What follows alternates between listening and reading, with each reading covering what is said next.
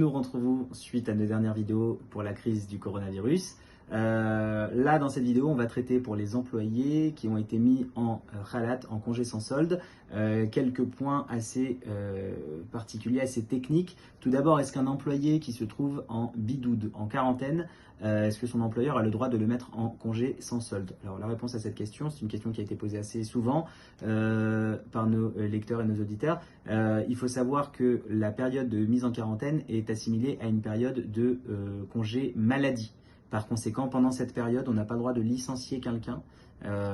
Si vous vous trouvez en bidoud, en quarantaine, votre employeur ne peut pas vous envoyer en congé sans solde.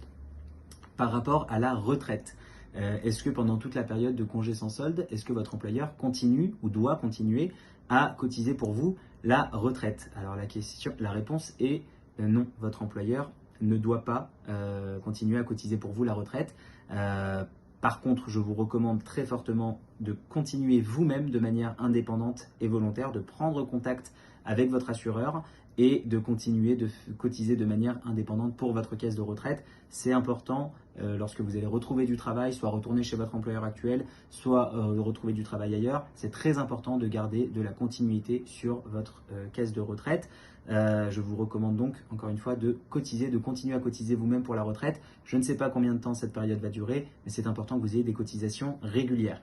Dernière chose pour cette vidéo, deux petites choses. La première des deux, est-ce que vous continuez à cumuler les droits sociaux? C'est-à-dire, si jamais votre employeur vous met en congé sans solde pour une durée de 3 mois, est-ce que pendant cette durée, vous continuez à cumuler des congés payés?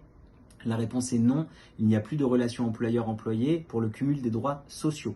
Et dernière question, qui doit payer le bitoire Leumi pendant cette période? Alors, les 2 premiers mois doivent continuer à être payés par votre employeur.